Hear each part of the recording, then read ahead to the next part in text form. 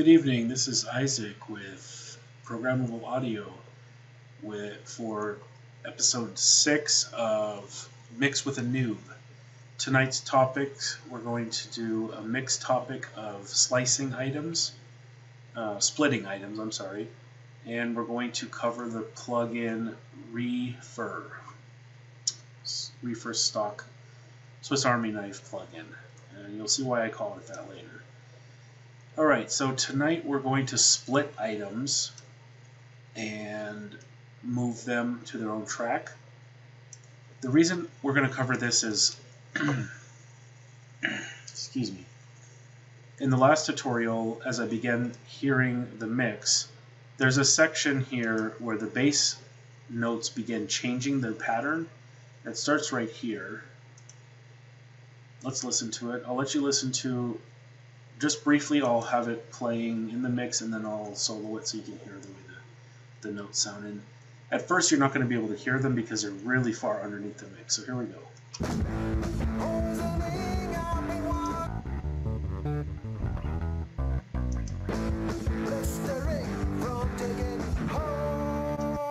Okay, so they're in there. They're just hard to hear. They don't stand out enough. So this is a perfect time to split an item and move a section of it to a new track so you can boost it or affect it somehow. So what I've done is I've found where that new note begins. It's actually somewhere like right here. Let's see.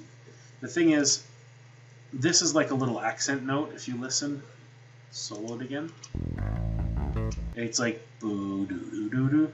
It's this like, I think as I'm playing the pattern, it's a note that helps me bring my fingers to the correct position to start the pattern again or something like that. You could call it a ghost note or like an accent note. Because I know these two hits here, you can see they're very clearly defined, are the end of that pattern. Do do do do do. Okay, so I'm going to slice it here. I keep saying slice. This is a bad habit of mine. We're splitting the item. Okay, I guess slice would be okay too, but split tells you that yes, you're taking the item and you're actually putting a physical gap into it. Slice could just be you slice into it and now there's like a cut on the surface. Anyway, split. I got to get that through my head. So the quick shortcut for split is just S. It's default in ReaFir as S. The thing is that you need to have the play cursor right where you want it to split, and you want the item to be highlighted. So if I don't have the item highlighted, nothing will split. So you have to highlight on the item you want to split, put the play cursor right where you want it, and just tap S. There it goes. Now it's two separate items. Okay. I'm going to create a brand new track to put this on. So as I've covered in previous episodes, you just hit Control T. If you're highlighted on a track, it goes down below it. That's a big thank you to my partner, Josh, for showing me that I don't have to put a new track at the top and then drag it down and all this. Highlight on a track, hit Control T, and it puts a brand new one right below it. It's awesome. All right, so we're going to call this bass chorus because it's part of the chorus, and we're going to call it 16th notes. I believe that's what that is. It could either be triplets.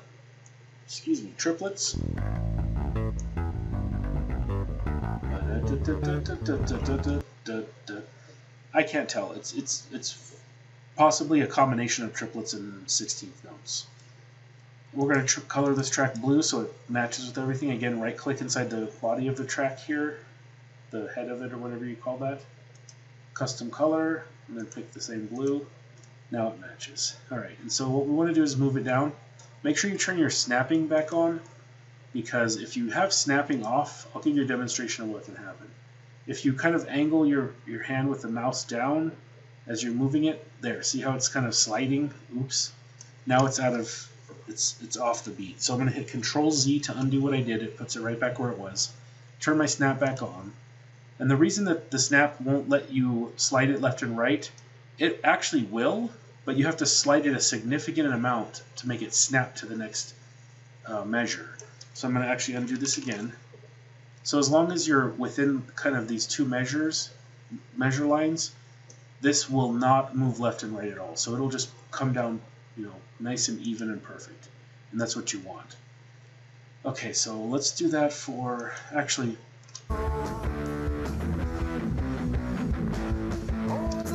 for expediency,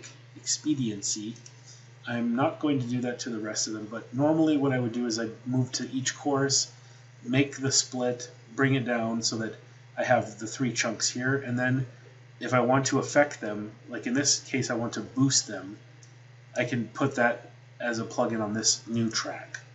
The alternate way to do this, which I'll cover real quickly here, is called take FX. Take meaning that single piece, that single take of audio, you can add effects just to it, which is really, really powerful.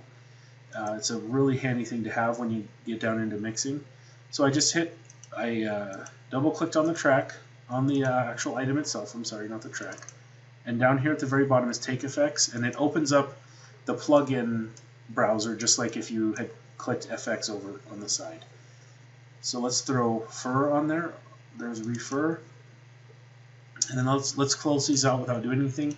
And what you'll notice now, ReaFir puts this little green FX box on top of it to let you know, hey, someone put a take effects on that item, or you did. Some mysterious person came and put a plugin on your item. So I didn't do anything. I'm going to leave that there. I didn't make any changes to the plugin, so it hasn't affected it. I can remove it later if I want. For now, I'm going to go ahead and add the boost over here. So we're using this stock. It's part of the ReaSuite. I've heard it called the ReaFir suite of plugins. ReaFir. This thing is like I said, a Swiss Army knife of plugins. You have the drop down here, and this will tell you the different modes we can go into. We can do a gate. We can do a compressor. Convolve left and right. I'm not sure exactly what that means. I think that's a way to, I think if something's maybe too wide and you want to make it more narrow, convolve. I'll look that up. Subtract. Subtract is really handy if you have a lot of noise like if you're recording vocals or something and you need a part to be quiet, you can turn this automatic build noise profile on, scan a section of audio that's, without the voice, like a dead section, and it will filter out all that extra noise. That it works fairly well. It can leave artifacts, but it's good. I've used it quite a bit. So we're going to go back to EQ here, and see, this always happens. It's such a strange thing for some reason when I switch around to the different kind of EQs, it messes up it messes up the default line that they had in there. So I'm going to go ahead and do the drop down and do reset to factory defaults. You notice this plugin does not have any presets. I can't just drop down and say baseline, So over here, this output gain slider is what I'm after. Okay, I'm going to boost this by 2 dB to start. We may need more than that, but we'll start at 2 dB and see what it sounds like. Now the first thing I'm going to do is I'm going to actually solo the bass and the drums and listen to how they sound bounced off of each other.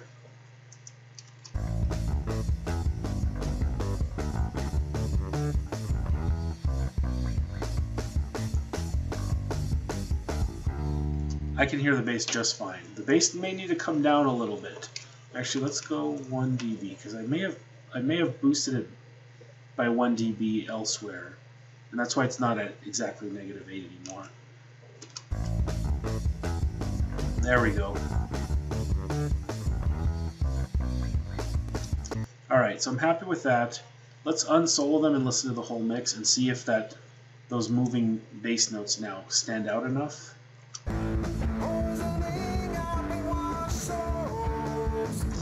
Okay, so what I can tell right away from hearing this, and what you may be able to tell, because when we listen to the drums and bass by themselves, as a separate little group without the vocals and guitar, it sounded balanced with each other, and we did that one balance with we lowered the bass by 1 decibel. Now, I can tell the vocals and guitar are too high over the top of those, so we're going to bring these both down and try to we're refining the mix now. We're we're tweaking certain elements, and then we're also making our volume adjustments, moving towards much finer volume adjustments that we'll make later. We may end up cutting by like half a decibel in some cases. Right now we're doing the big sweeping cuts to get everything like, you know, in between the yellow lines, let's say. So the way you want to do this, I'm going to click on the vocal bus. I'm going to hold down Control and click on the guitar bus. And that lets me drag down their faders simultaneously. So if whatever change I make to this top one, it applies it to this one, and vice versa if I want to drag either one down. So what I remember reading, and this comes from the Mixer Man line of books, the one that's called Zen and the Art of Mixing. So I'm going to give a shout out to him and credit his book for this advice. He says that it should be very easy early on to figure out a point in the mix where the item, the voice, whatever thing it is you're affecting is too much, and where it's way too little. And so you make a mental note of those two boundaries, and then you know somewhere in between those two is where you're going to end up placing it. So we know this is too high, so we're going to call that our upper boundary, -12. So to find our lower boundary, I'm going to double that. So I'm going to go to -24.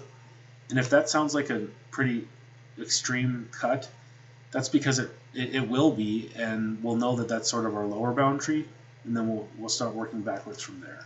So here we hit play again. Okay, you can still hear the vocals, and you can still hear the guitars sort of in the mix. They're both much too weak. So we went 12. Let's split the difference. Let's go 6 now. So let's go back 6 the other way. That would put us at -18. And that might put us roughly in the ballpark of where we want to be. And again, like I said, these cuts and boosts are not, there's no way at this early point in the mix that these changes would be final.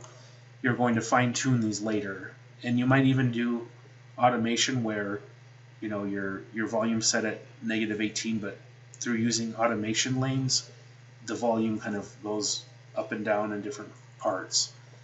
So again, don't think that these changes that I'm making are the actual mixing part of it. This is just the early stages of getting the elements to where you need them to be, so you can kind of start plucking out little details, better details. So let's hit play again. Yeah, that's sounding good right there to me.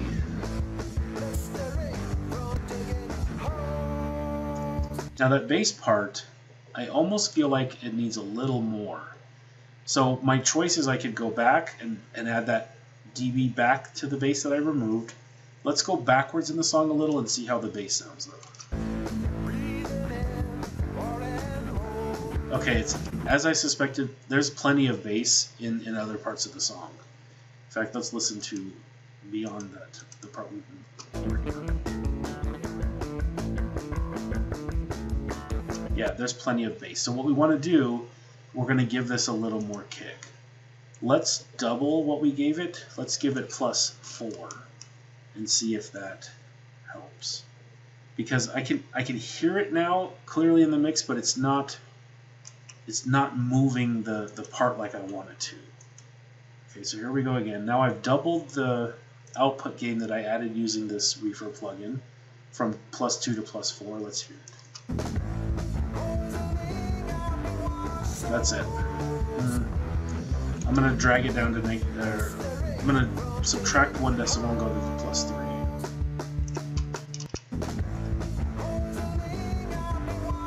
There, that to me, that sounds amazing to me. And again, I fully admit that I have the bass player's bias of I want to hear more bass in the mix, but I want that bass line dancing around just right there with the vocals, right there with the guitars. You know, maybe a little slightly softer than the drums, maybe not. So there you go. What I'm going to do when I stop the tutorial, I'm going to do the same thing I did. I'm going to find the spot and I'm going to slice these up and bring them down. So when we return to the mix, the other sections of the song will look just like this. And so that's it for tonight. Let's do a quick recap. This is for my own benefit and for your benefit. What we did tonight was we split items, which means taking a chunk that you recorded and finding a spot you want to break it up, split it, move a piece to another track so that on that track you can put a plugin. And the plugin we used is called ReaFir, R-E-A-F-I-R. I describe it as the Swiss Army knife of ReaPer. We used it to boost output gain, which is, instead of using the volume knob here, we used a plugin to do it. And there are some advantages and disadvantages to that.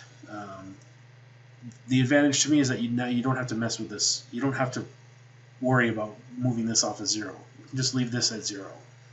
Okay. And so that was it. Thank you for watching Mix with a Newb episode 6. I really appreciate it. Please subscribe to our channel if you like the content. If you don't like the content, please leave us a comment and give us some feedback how we can improve. And of course, if you do like it, we'd appreciate a like on the video. Thank you for watching. Good night.